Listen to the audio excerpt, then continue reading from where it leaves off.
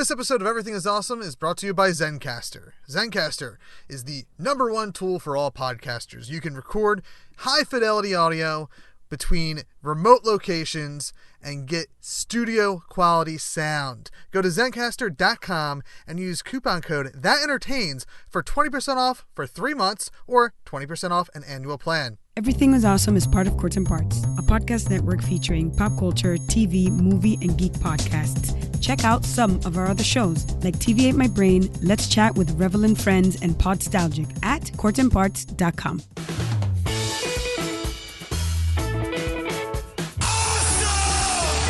Awesome. Just tell people they're awesome and mean it. Awesome. Awesome. Awesome. Did you have an awesome time? Did you drink awesome shooters and listen to awesome music and then just sit around and soak up each other's awesomeness? Awesome. Awesome. Awesome. That was awesome. You guys are awesome. No, You're awesome. No, You are awesome. sir, you are awesome. Seriously. Awesome. Awesome. Awesome. Everything is awesome.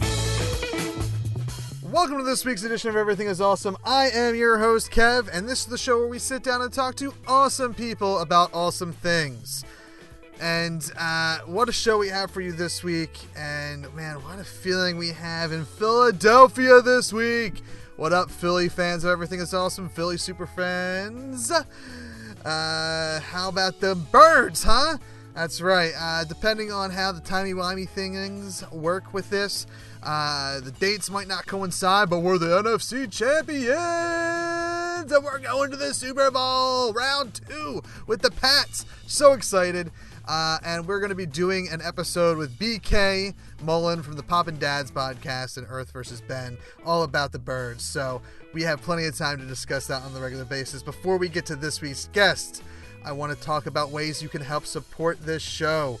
iTunes reviews, 5 stars, and ratings, and all that good stuff helps us get into the good graces of Apple's math and gets us in front of more eyeballs and ears so that we can just continue to grow. And we'll read them on air, like we have already done for Silent Kev, Photo Rain, Dissecting the 80s, Bill Oodowood, Ruffy1092, They Call Me Eams, or Iams, or something like that, Roy Burton, and like we're about to do for the one and only Casey Spivey. I love this show so much. Kevin is one of the best hosts I've ever met, and his shows are a reflection of true talent. You hear that? True talent, ladies and gents. It has been my honor to be a guest on a few episodes, and it is a joy every single time. I love the positive energy of the show, and Kevin makes it easy to talk about the tough stuff because it always comes from a place of openness mixed with humor. Definitely subscribe, like now. Thanks, Casey, for that review. Be like Casey and go to iTunes and leave a 5-star rating and review, and we'll read it on air. You can also support us via word-of-mouth recommendations. That always helps. More listeners means more growth, more cool things. If you have the ability to, you can also support us on patreon.com/thatentertains to get access to exclusive material, early access, and other cool things we're still cooking up for our official relaunch next month. Now, this week's guest is Nathan, the host of the Delvecast and creator/talent/director/writer of the Orbital Earthcast. We chat about podcasting, tabletop, and the craziness of his podcast, the Earthcast. It's so awesome. Here it is. Yeah, the nice thing about this is I'll get 2 separate tracks and I'll be able to level it all out and whatnot. Oh, beautiful. So, yeah. Beautiful. Excellent. You're a podcaster, so you know. So yeah. Do you do, and this is jumping ahead of where I like to start, but that's fine. Do you do remote podcasting, or is everything kind of always in the same room or studio? Right now, everything is really in the same studio. I basically have my makeshift studio in my basement that I've kind of tried to outfit. Once upon a time, way back in the long ago when we started Delve, I had to go to where Alex was and set up a very complex series of wires and cables, and then I streamlined that whole thing. I've been doing this. I guess I'm almost halfway to my 11-year mark. I'm at 10 and a half years now, and It's when we did our I did a special for my 10 years in the industry, and I talked to my old producer, my first producer, and we were discussing like the setups like that we had back then. And it's funny because a lot of that still kind of translates over to like right now I'm in a temporary studio, aka my family room, where I see my fiance sells LuLaRoe, so I have a bunch of LuLaRoe clothes in front of me. I see some toys off to the side. So and I live in the East Coast in Philly, and it's too cold. Though you wouldn't know it by today's standards. Even right now it's 50 degrees outside, but typically it's too cold for me to go work on my shed is going to be turned into my studio. Oh yeah.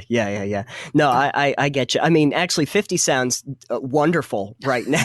Well, where are you based out of?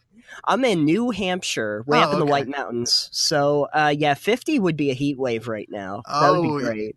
Well, we've been probably not as cold as you guys, but it's been pretty cold. Up until yesterday was like the first decent day in a couple weeks, and because we were all watching the football game, commenting on it. And it's perfect football weather. It's like hoodie weather is my favorite kind of weather. Oh yeah. No, that's perfectly fine. No, this is the don't go outside if you don't want to catch frostbite kind of weather. This is the if it's really warm in the house, you might be okay for the night. Yeah, but you gotta be wary. Yeah, that was probably about a week ago for us. It was at least it felt that way for us. It's and I feel bad always complaining about how cold it is when I have a friend / listener that's been listening to me for almost the entire time I've been doing podcasting, lives up in Canada, and he posted something about his temperature. I think I'm pretty sure it was Fahrenheit, 27 degrees or no, negative 27 degrees or something like that. I'm like, that's insane. Yeah. It didn't get quite that cold here, but at night with wind chill, probably -10, -15. Yeah, I used to travel for work, and I spent a lot of time up in like the New York, Massachusetts, New Hampshire area, and I think it was the winter that I was up there. So, I mean, luckily I was in the hotel, so it was always like a nice 70 degrees in my hotel room. Oh, but, I do not miss driving in the snow. I mean, I hate driving the snow here in Philly, and it's nothing compared to the you New England states. Yeah, snow's not fun no matter where you are, but the further up you go. I'm at least happy that I'm not on Mount Washington, because Mount Washington is it's the home of the world's worst weather, and it seems like it's right around the corner. But that is a location where they have something called rime ice, and it's basically, imagine ice if it were on a horizontal, because since the wind is blowing air vapor, it basically crystallizes in a sheet. In a horizontal pattern. That's what it's like up there. They get to a point where they have to basically create a snow mound so that they can get into the second level of the observatory, because there's too much snow to get into the first level. So they have to climb into the window on the second level when it gets to be this time of year. I can't. I can barely deal with when we get 3 inches of snow, let alone all that nonsense. Yeah, it's pretty horrible. It's pretty terrible. But so, anyway. Is that where you're from? Are you like born and raised in New Hampshire? Yeah, from New England. Yeah, technically, I was born in Maine, but I've been in New Hampshire since I was 4 or 5. So I'll tell you, the only thing, the only trip I hated more than I think this is the trip I hated the most, was going to Bangor, Maine for work. It's I believe it's the furthest north, at least on the East Coast, you can fly and stay in the United States. And we were out there as late as May, and it was still snowing like a lot. And this is going back probably over 10 years ago now at this point. But oh God, it was it just made me want to go to Canada, because I was right across from the border. Right. And being if I'm gonna be stuck in snow, I might as well be in Canada. Exactly. Yeah. Yeah. No, Maine gets a good hit too. If you're on the seacoast, it's not so bad. The water tempers it a little bit, but yeah, no, it's even further up there, so it's gonna be equally as cold. You can't get out of it up here. So you have your hands in a couple of different podcasts, but they seem to, if I read the notes correctly that we kind of shot each other back and forth, they all deal with tabletop role playing, correct? More or less. I'd say Orbital probably is a different animal altogether, but Delve, which is the one that I've probably been doing the longest, is all about tabletop design. Okay. So yeah. So what came first, like for you? Was it tabletop design? Was it podcasting? Well, that's interesting. I actually was in podcasting first. Orbital was actually the thing that I had originally started with. And what basically happened was my cousin, Alex Dufault, who is also my co-host on Delve, he was kind of had his hands into a group called the Mad Adventure Society, which at that time was kind of a collection of a lot of tabletop people that like to write articles, do podcasts, that kind of thing. And Alex remembered that I like to do podcasting. I had tried to get him to do some characters on the other show. And he had pitched this idea of doing a tabletop mechanics podcast at the time. And he wanted to have me do it because I was a complete blank slate. In fact, I could say that even now I kind of am a complete blank slate. When people say D20, I don't know if that's a sports team or not. But, I do have dice now, so I can reference that. But at the time, we used to have a lot of conversations where he was into Dungeons and Dragons from the time he was like old enough to understand what Dungeons or Dragons were. Mm-hmm. And he would try to explain to me what all of this was, and I would just glaze over. Could not get it through my head. And so they thought that was a really interesting idea. He pitched this. We did an initial episode to kind of give them a feel for what it would be, and they liked it. They said, yeah, let's run with it and see what it's like. And so basically we started out like that. I didn't understand what was going on. Why do we have hit points? Yeah, like realistically, why do you have hit points? Do you need them? And he would say, well, I guess it depends on your system, but let's go into that a little bit more, stuff like that. And so that's kind of how we grew. And then we started to have guests on. And once we actually had real developers on and talk about their games, I think we both got a lot more of an education past that. That's intriguing because it's, and I'm not like me, myself, I love tabletop. It's something that when I was in, I guess maybe junior high or even middle school, I had at least an interest in. We tried doing it, and it took years for me to actually finally sit down and play Dungeons and Dragons. And then and it was a one time, like we played it once and then we stopped and we didn't play again. And then it wasn't until I started Everything Is Awesome that I kind of embraced the podcasting community, which is nuts that I was part of this community for 8 years, and everywhere I looked, it was actually like a really negative community. And I was looking at Reddit, so that was my mistake. That's probably a bad spot. But once I found like the local Philadelphia podcasting society, I was like, it was just so such a friendly place, and I found other places like that throughout Facebook and Twitter, and like all these friendly podcasting communities. But that led me to and I was familiar with actual play podcasts. Didn't know they were called actual play podcasts, but I was familiar with like Harmontown. Dan Harmon played, in the beginning of his show, like they played Dungeons and Dragons for real. And then I didn't know the name of it, but I knew that, and it was Nerd Poker.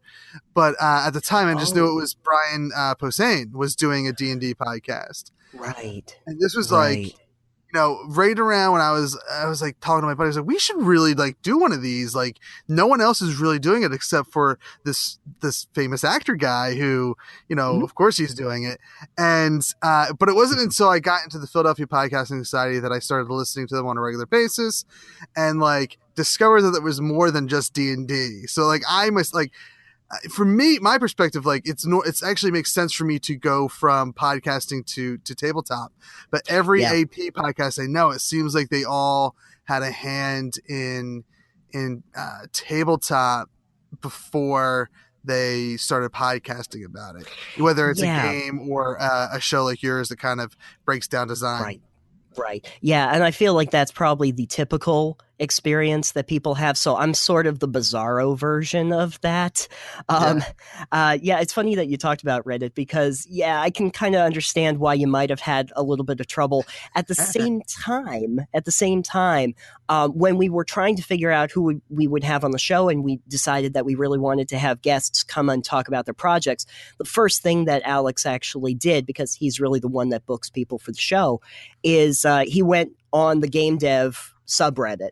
I think once you get on the subreddits, it's a little bit better than the Reddit itself. He got on there and he basically just posed the question, hey, we have a development podcast. If you're a game developer and you'd like to come on and talk about your thing, please let us know. And immediately we had about 5 people lined up right away. So it was actually a really good resource to find people that we would have normally not found. But it's funny because, and maybe the podcast subreddits are better now, but my issue with them was always like someone would hop on there and was like, hey, I have this idea for a podcast. It's going to be me and my buddies sitting around talking about XYZ. And everyone would jump down their throats saying, why would you do that? That's stupid. Why, everyone does one of those. You can't do something that's been done before. And like that's, and maybe it's, I'm a huge fan of Kevin Smith, and he comes from a world of like a why not versus a why, and it blew my mind is like because they're my actually like now I would say actual player are the shows that I listen to the most, but before that it was just 2 friends sitting around talking were my favorite kind of shows, so like I'm all for that, like more of that, like even if it's whether it's one of the I listened to Edge and Christian from the WWE, their podcast, and that's 2 best friends sitting around talking, and I love it. So whether it's 2 famous people or just like 2 nobodies, like me and my old friend used to do a podcast, like they used to be my favorite thing. So it's like that's where I get a negative taste from Reddit as far as like subreddits and podcasting is concerned. From what I've understood, the gaming community of Reddit, and this is just based off of like the One Shot Podcast Network, what they've said and what some of their listeners have said, that community is super friendly on Reddit. And maybe the experience has changed a lot. I mean, as an outsider kind of coming into, because I mean, it's been almost 3 years that we've been doing Delve, and even so, I feel pretty much kind of like the outsider in the room. I had that one time I played Dungeons and Dragons. I'll tell you that in a minute. That went horribly. But I found that the thing I really appreciated about the community is that overall, besides the normal things that we have problems with about gatekeeping or trying to, be rules lawyers or anything like that, that in general, the ability for people to kind of like be able to find themselves and to kind of step outside of themselves, find themselves through role playing has been a really overall positive experience. And I really appreciated that. Going into Delve, I had only played Dungeons and Dragons once. Okay. And actually to this day, I've only played Dungeons and Dragons once. It was 3.5. Oh, wow. And surprisingly enough. I have not been able to play 5e. I think I had a post on Twitter not too long ago that there's 3 kinds of role players. There are GMs that can't find a party, players that can't find a party, and parties where no one wants to GM. It feels like that sometimes. But Alex was my GM at the time. I had a really strong ranger. We started by going into a crypt. I was able to kill a zombie. I felt really happy about that. My party never reconvened. So as far as I'm concerned, my elf ranger is still lost in that crypt. I guess that's all that we know. And that's the last time I had played before I auditioned for the live play. So that was all I knew going in. Yeah, but, I've never played 3.5. I played 4, and I don't. Okay. And I don't know if I've played. You know what? That's because so being in Philadelphia, one of the fortunate things is that we have a strong, creative community here, and I obviously gravitate towards the podcasting community. So I've played other systems. I've played some dungeon crawls, which I don't know what that's based in. Maybe it's just a simple D20 system. I don't know if it was what it was, but I played that on a podcast, and it was one of my favorite things about discovering actual play podcasts is discovering that there's more than just D&D. And like the Doctor Who setting in Cubicle 7 system is like that's a fun one that I get to do with Party of One every now and then. And then just I don't know, there's so much out there. There really is. And so have you played other systems, or it's you played that one time and then you're doing the game design podcast? Yeah. The only other time that I played was that recent thing I had mentioned at one point where I was GMing an actual live play that I was hired for, and they actually liked the fact that I had no previous experience, so I had no previous preconceptions.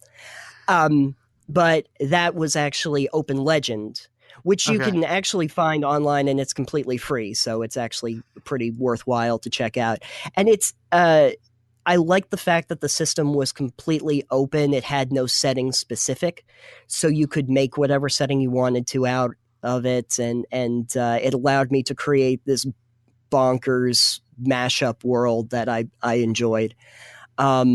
But that's really the only other system that I'm familiar with. I mean, on the show, we've talked to a lot of people who made role-playing games, and we had Don Perry, who actually runs Nine Dragons out of Hong Kong, and he did Honor. He's going to be doing Flintlock soon, which is very interesting. And we've had Dustin DePenning, who did Syntheside, which is like in the future when you can't hunt synths because they're more important than humans. There's a lot of really interesting things that are out there. Now, now I get to ask you a question. I'm going to ask you a question. Okay. You did mention that you had played 4. Have you played 5, just first of all? No, I have not played 5, but I have read up on it, and like I got all like the emails when they were doing beta testing, and I tried pushing my buddy who was running a game. I was like, well, I have all the 5 materials here. Let's just do it in 5. And so I've listened to a bunch of podcasters and actual play guys play it. So I've heard the system. I've never partaken myself. Okay. So is 4 the only D&D system that you're familiar with, or unless one of the dungeon crawls I did was a D&D system, which it very well could have been. But yeah, the 4 is the only one I knowingly played. Oh, okay. Did you find, because I know that can be a kind of a divisive one. Some people really liked it. Some people didn't so much. Did you find the system to be like user friendly? Well, so the one thing that our group did is like no one was really big into role playing, like as far as tabletop was concerned. So my buddy who GM'd it was very light on the rules. Like I want to say we were basically probably playing like a modified version of 5, with how light the rules were. And I joined because by the time I started playing in that group, I was the only one that had like really listened to real tabletop RPGers playing games on podcasts.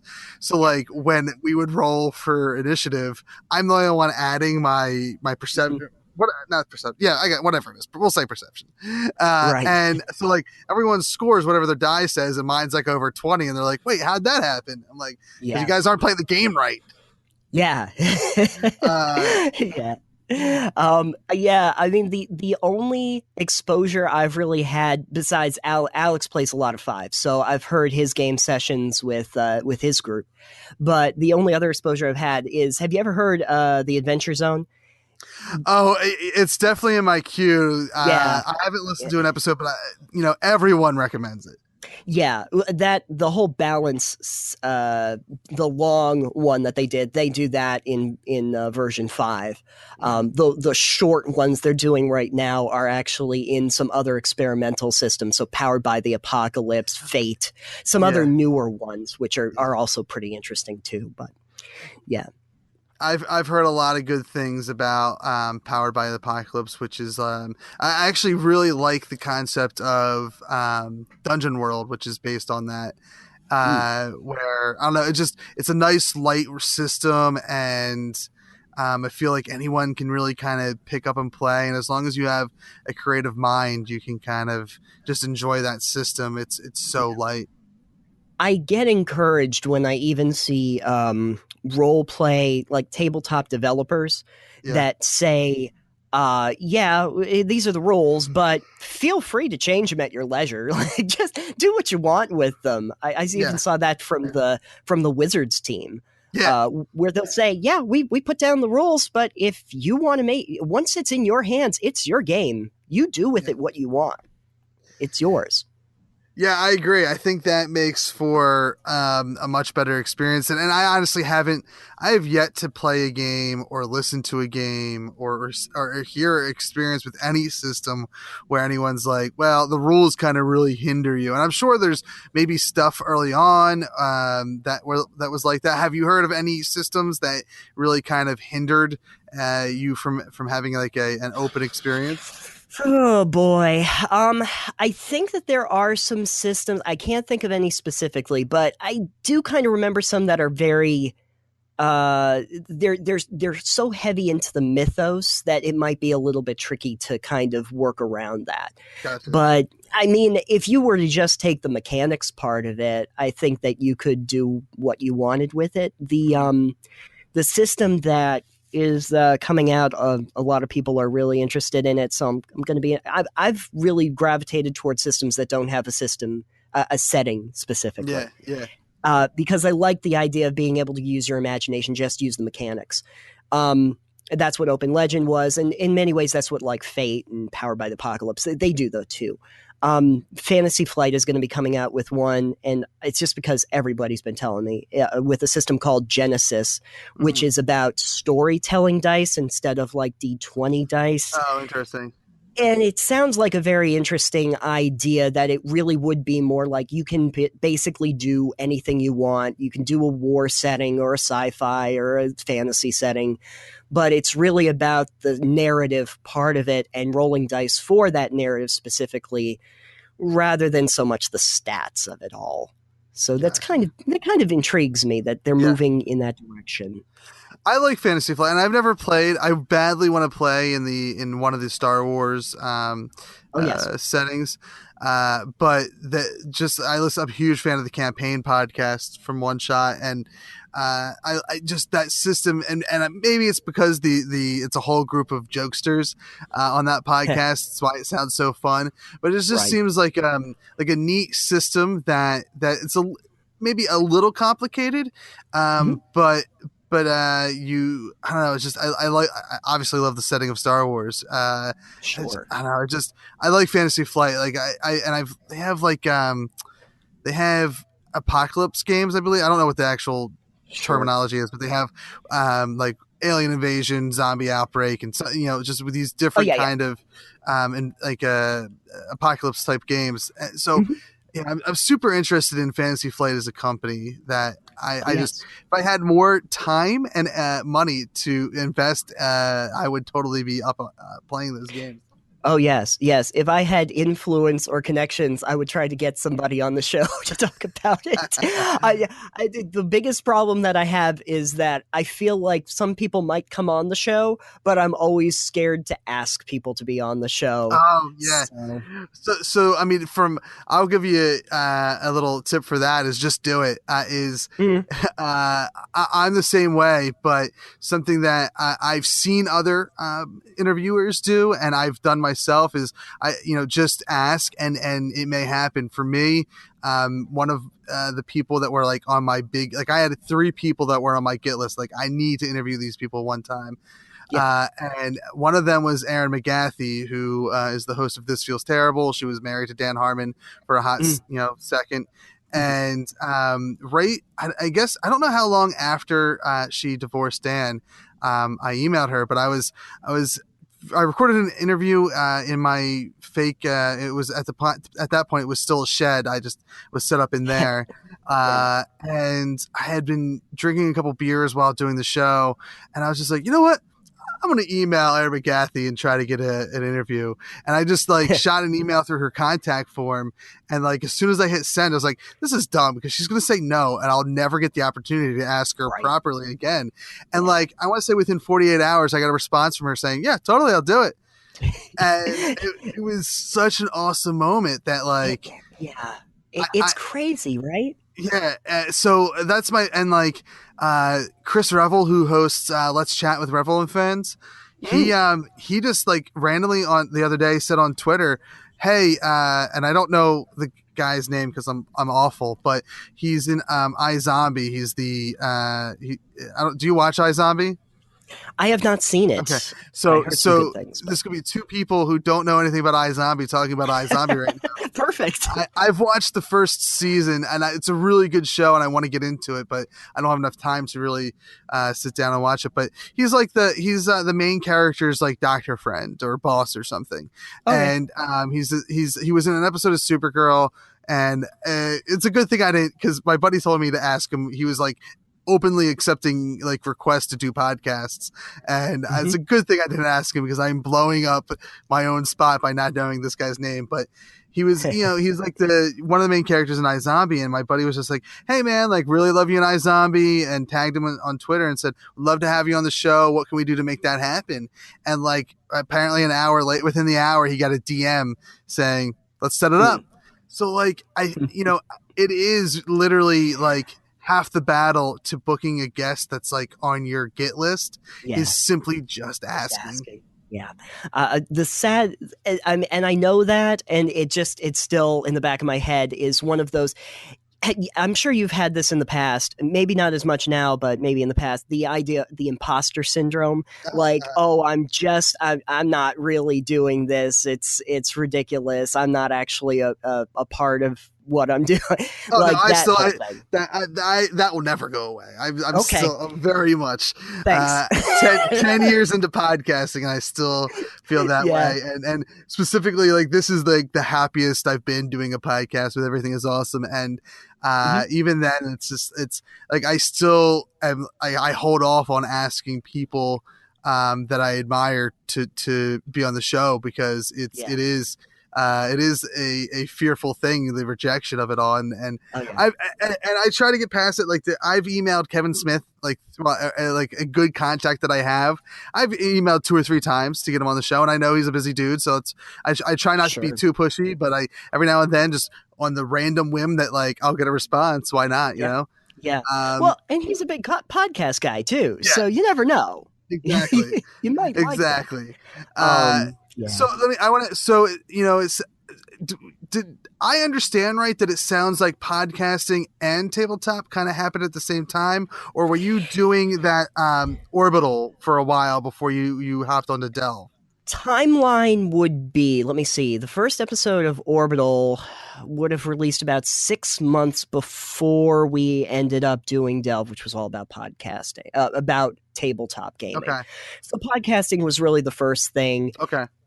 And Alex liked the fact that I could do audio editing because he didn't want to. So I guess that was the other reason. But the fact that I really liked the idea of being in broadcasting and doing that sort of thing was really what thought. It seemed like that was a really good offset. So many people that do tabletop podcasting are intimately familiar with the subject. Yes. And having a blank slate come in and just say, well, I don't know what's going on, seemed like such an odd thing to happen. And at the same time, we had a lot of veteran gamers that started listening going, hey, Nathan's right. Why do we have hit points? I don't know. Until you get somebody outside of your thing coming in and saying, hey, why do you do that? You don't really think about it. And I was really proud that, like, at least I had that going for me. Yeah. No, and it is the one of the, kind of going back on what I said earlier, where, I'm all for like just another person hosting a podcast talking about whatever.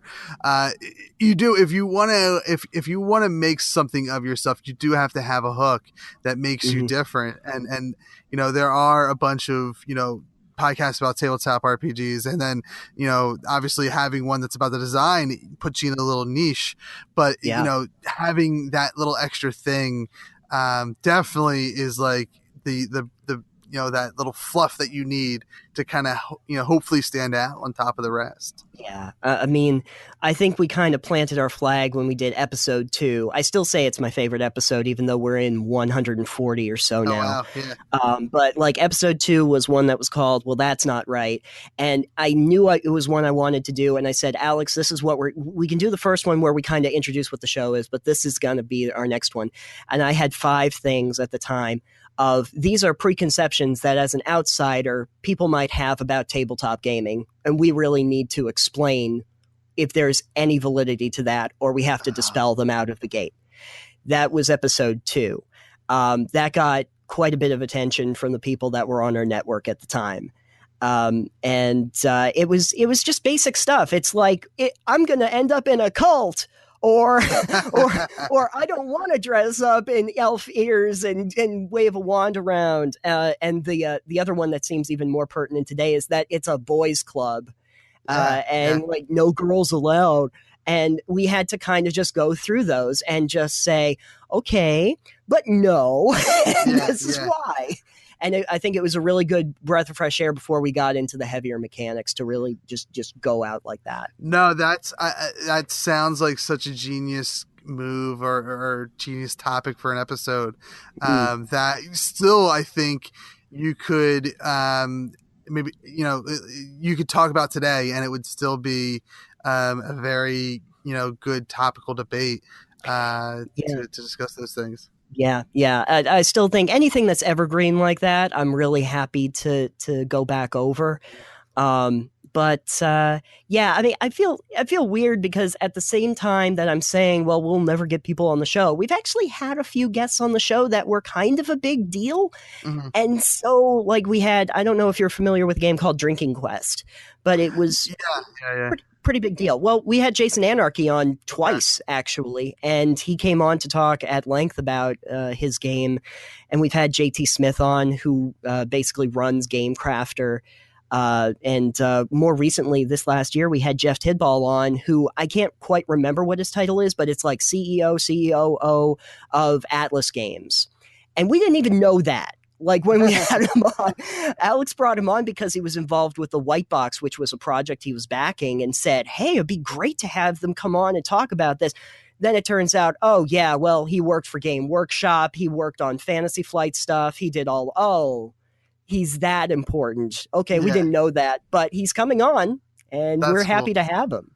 So, well, I think not only is Kickstarter like a great service for indie developers of whether it's game or whether it's you're a film producer or whatever, it's such a great place for indie artists, indie creators, but it's also coming from the interview standpoint, and I've actually never taken advantage of it, but I know other shows, especially in the gaming community, have taken advantage of the fact that Kickstarter is there to get guests and get content and get, whether it's just because they want something new and fresh to talk about, or they want to maybe talk to someone that used to be a bigwig at another company that went out on their own to do this thing. It's Kickstarter is such, not only is it great for creators, it's also great for the people that want to talk to creators. Oh, absolutely. Because you have to assume a few things with Kickstarter is that, one, there's something new and relevant that needs to be discussed.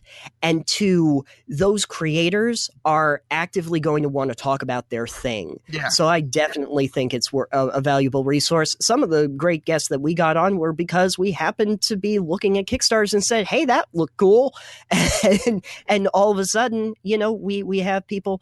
And the other thing that usually happens is we'll have people that we know that they're going to be having a Kickstarter come up in the next 2 or 3 months and want to get the word out early. which is smart. It's Yeah. very smart to do that.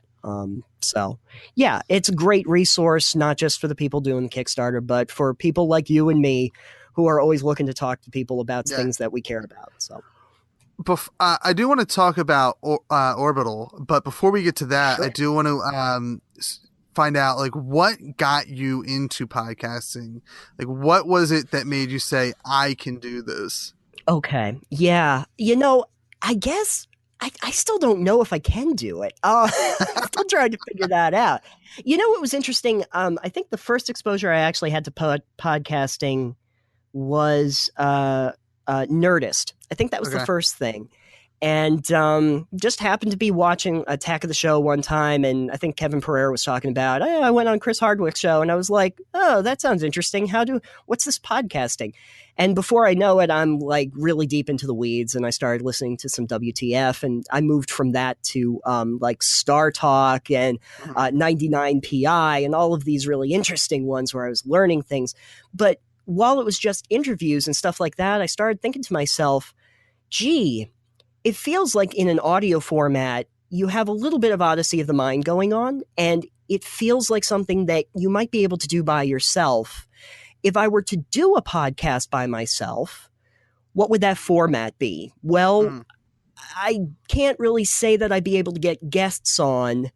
Maybe if my guests were like all dead or make believe. Okay, how would that format work? Well, if I were a time-traveling alien, yeah, I guess that would make sense. Before I knew it, I was like, I guess I'm making Orbital. And so off to the races we went. But yeah.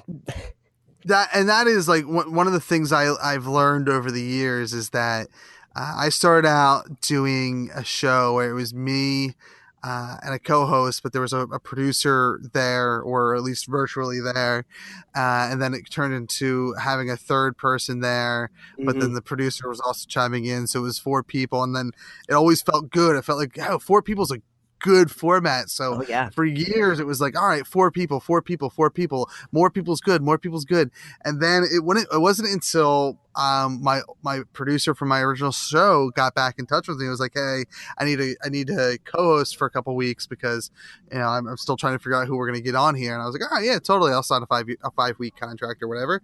And that was a 2-person format show, and it turned from 5 weeks to like 2+ years of me co-hosting that show while doing my own thing. And that really helped me kind of realize, well, like, it's so much easier to do this with just one other person. That's totally the way to go. And then it turned into, hey, it's so much easier to not have to rely on anybody on a weekly basis, where I can just like, hey, I just need to find someone to talk to. I got 7 days to get a show out, so let's do it. Right, exactly. And when I started to realize, well, the easiest thing would be if I didn't have to rely on anybody else to get a show out, I was like, well, I guess I'm going to have to go with that. And knowing what it takes to schedule interviews, I'm like, yeah, I do kind of like the reliance on just knowing it's when I have time, I can do it and get it done. But it made me have to learn how to do some pretty creative audio editing right up at the front in order to make that happen. So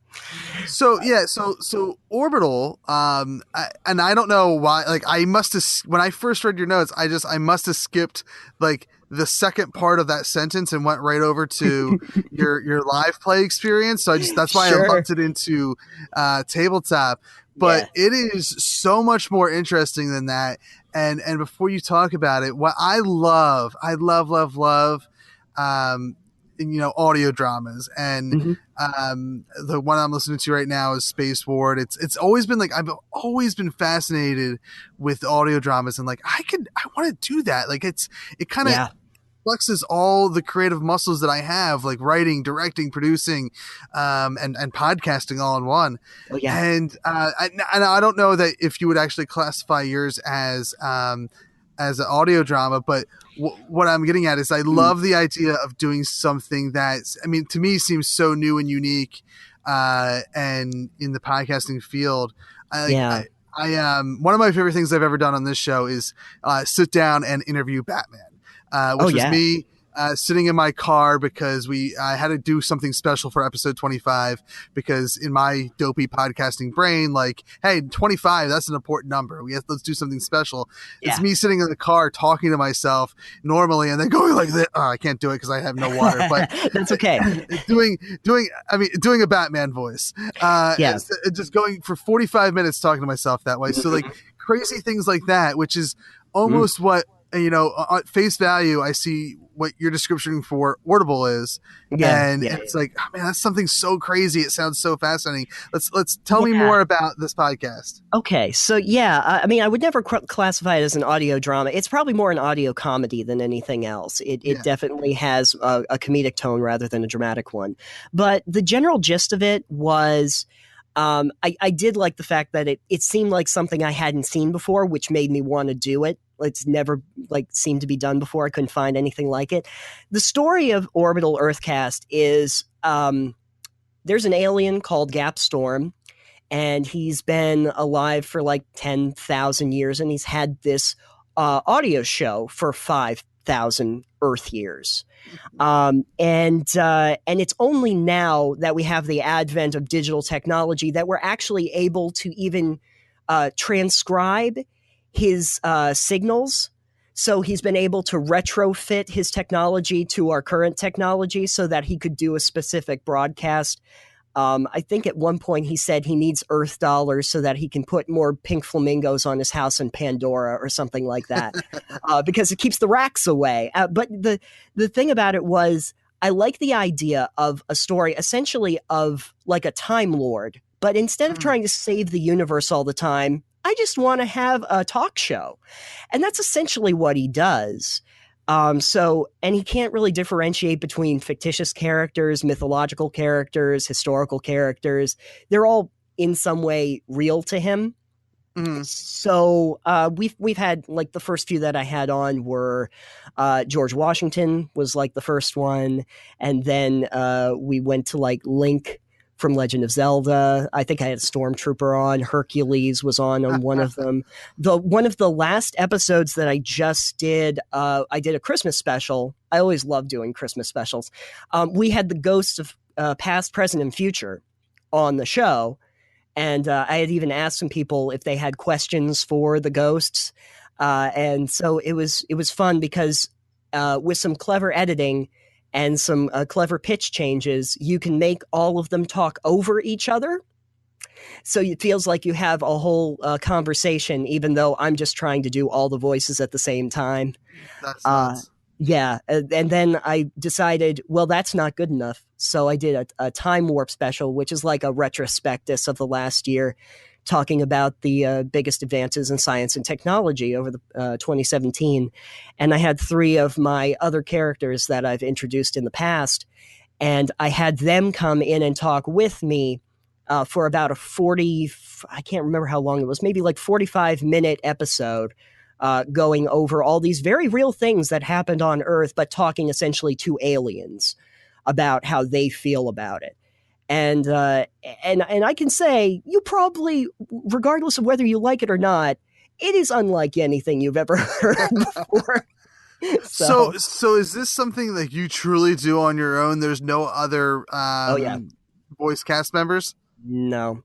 The only thing, there were 2 episodes where I was able to recruit Alex because I really wanted to do something that was in the vein of Hitchhiker's Guide to the Galaxy, and he was familiar with all the books. So he said, sure, I'll come on and be Zaphod Beeblebrox. And so he did that, and then he did a character that I really wanted him to play. I think his name was Vax. And so those 2 episodes, I have him guesting on. Every other episode, even down to the sound design, I just had to work out myself. That's nuts, because that's crazy.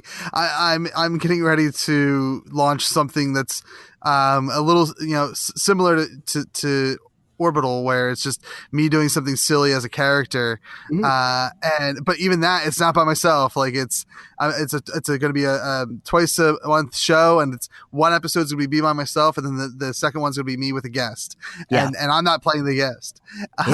So it's nuts that you do that all yourself. I could not fathom doing something that sounds incredibly, stressful and intense to put together. Yes, it is. I'm not gonna lie, Kev. It's not easy. It's not easy. Especially because when I do like historic characters too, I like to try and get a little research in and kind of get a feel for who the character is and if they have a voice, and I want to get at least an approximation of reality into it. That I can utilize, interesting things that we don't usually talk about, that are more fascinating maybe than like the standard stuff that about people. A lot of people. I did Albert Einstein at one point not too long ago, and the thing that no one really talks about is that he was a huge like human rights activist, and like you always think about E equals MC squared and that's it, but no, actually he was very vocal in the civil rights movement in the United States, and so I thought that it was like, well, yeah, let's make mention of that. Let's talk a little bit about that while we have him on the show. And then, of course, at the end, I'm like, Albert Einstein wants to do the tongue thing with the poster as like a selfie, because this seems like the fun thing we can do at the end. So, but I like to do those things that just you don't see very often because it's new and it's different and it's interesting. Now, is that show a weekly show? Once upon a time, I right now I'm doing it like every other week. Okay. But there was a long hiatus period where I wasn't doing it because I was working so heavily that I really couldn't commit. I made a huge mistake right up at the front, and I've learned from it. I had recorded, edited, and like gotten 30 episodes ready. And it was at that point I was like, I should probably release these. Oh, wow. So then I was like, yeah, okay, let's do that. You know what? I really want to start out on a high note. I'm going to launch the first 5 on day 1 and launch 2 a week every week until I catch up. I should have just done 1 a week at that point. I would have been set for way longer, because at a certain point you realize, oh God, I might start running out of some steam and need to go recharge my battery here. So you slow down a little bit. But I recently had relaunched it last year. I did start out doing every single week, but I've just moved back to every other week because it's more manageable in the long term. Well, so how long does it take, since you're doing everything you're on your end yourself, from voice acting to producing? How long does it take to put together an episode of Orbital? Orbital, yeah. So they're about half-hour episodes, somewhere between like 20 and 30-minute episodes. I would say probably from research to development to time, probably 5-6 hours per episode. Okay. That's, it's a lot of work. It's just, I was, in my head, I was thinking a lot more, like days worth of work to get this to put together. Yeah. I mean, I guess there's a lot of passive time where I'm just like looking at pages and just like trying to get, or just looking at like YouTube videos of people or something like that.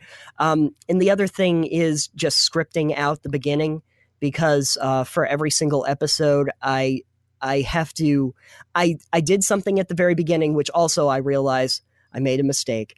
I made a thing where I said, I'm going to have a sponsor that's a fake sponsor on every episode. Oh God, I have to write a fake ad for every single episode. And I have written a fake ad for every single episode to this day. So it's been a fun activity, to say the least. It's been interesting, between fake, intergalactic like pharmaceutical companies and evil corporations that are really trying not to look evil, stuff like that. And it's fun. It's a lot of fun to do, but it takes time. Yeah. Yeah. Oh, yeah. I can only imagine, because I mean, just me doing, this dopey show where it's been on record and where I do very little prep work, which most people call lazy. I call just working smarter so that I have an interesting conversation. Yes. It's it's an hour to record and then typically an hour to edit, if not longer. The new format, I'm switching it up where I after I do the interview, I record the intro and the outro. So that's it's another probably half hour to hour of my time recording because I'm a perfectionist, and every time I stumble, I have to start over in those intros. So I know I probably put for this show, a week, I put anywhere from 3 to 5 hours myself in, and I'm not doing any, it's no acting, it's no talent from my end whatsoever. So Sure. I can't imagine what it's like doing. So like I'm finally delving into the world of more scripted content with podcasting. I'm working with somebody to put something out there, and then me and my other buddy are coming up with another audio drama, audio comedy. Sure. And then the other, another thing that I'm kind of doing on my own, that's part interview, but it's all, fake, like Orbital. So like I'm diving into that stuff, and I'm already dreading it, but I mean, at least it sounds like you're still alive. You're still here. You're still alive. You're still podcasting. So, I mean, no matter how hard they try, they can't quite get rid of me yet. So, I'll keep doing it, if for no other reason than to prove that I can. Damn it. I mean, it's a great learning experience. You can't learn any better than by actually doing. Absolutely. Yeah, I agree. Yeah. So, one final question before we get plugs out there and everything, and I let you go. Sure. If you what's your dream project? If it's even with podcasting, what's like the dream creative thing that you want to do? Oh boy. Well, I mean, I kind of felt like I had that recently before that project ended, but I feel like it's something that could come back at some point. But the fact that I actually did get to GM a live play podcast. Okay.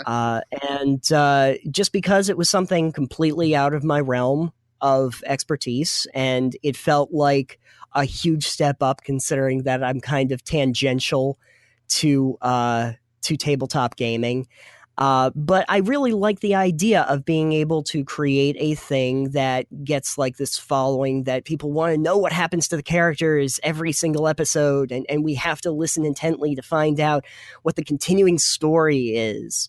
And so I still feel like that maybe that project is still down the road, even if Rift Hunters, which was that project, did not necessarily move as smoothly as I would have hoped. So I feel like just in the history of me podcasting, that on the getting an actual play podcast put together that's a campaign, not just a one shot. I'm sure one shot's difficult to put together as well, but getting a campaign where we tried doing it with our campaign, and we tried setting up mics and doing it.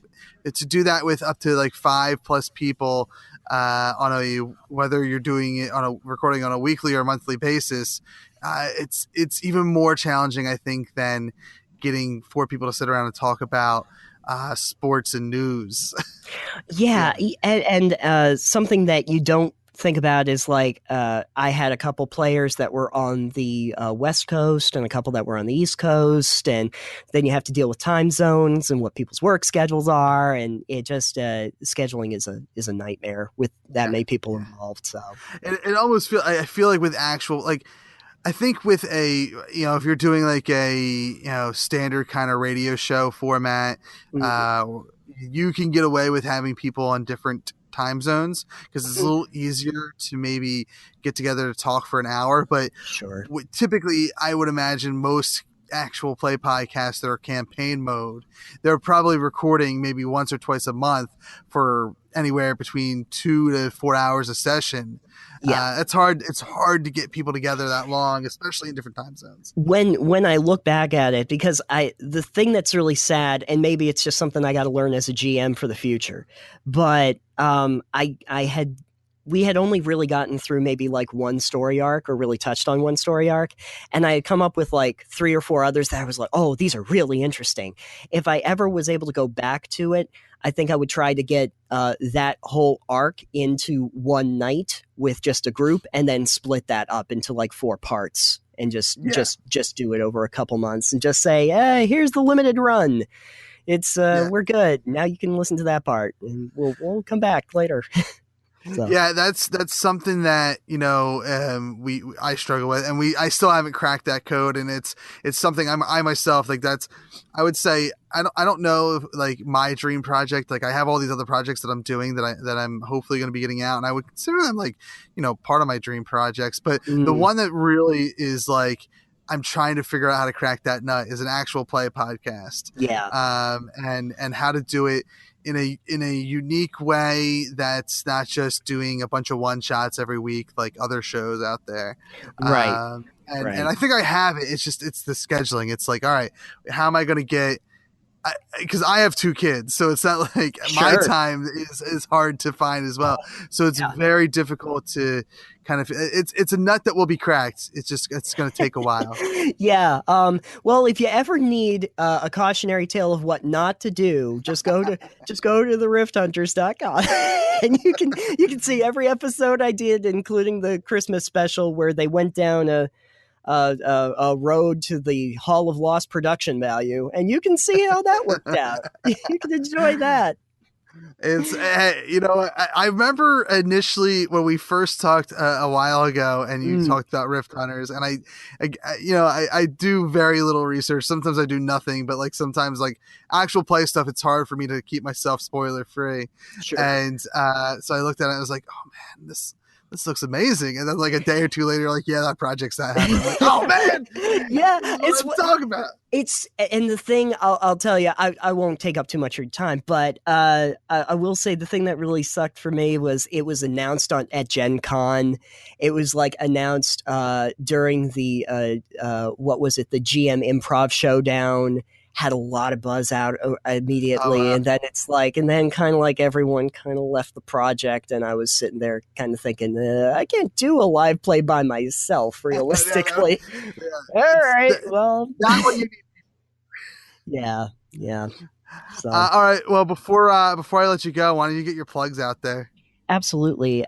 So yeah, if anybody out there is interested in hearing episodes of Delve or episodes of Orbital Earthcast, you can actually go to delvecast.com. So that's DELVECAST.com. And you can also find us on iTunes and on Google Play and all those places. And one thing that we are going to be doing, we had recently done a live episode of Delve on our Discord channel, which was great. We had like 6 different developers come on and talk themselves, which is great. You don't have to hear me as much. But what we're working on now, we had just set up a Twitch channel, and hopefully in the very near future, we're going to try doing that again on our Twitch channel so that we can have people actually interact and write comments to the people that we have on actually talking. So kind of little community development, that kind of thing. We're stepping into that format as well. You're inching ever closer to performing the show live on stage. I highly recommend everyone do that. Oh yeah. It's so much fun. I've done, I think I counted it up the other day. I think we're about to do our 9th or 10th one in the last 2 years.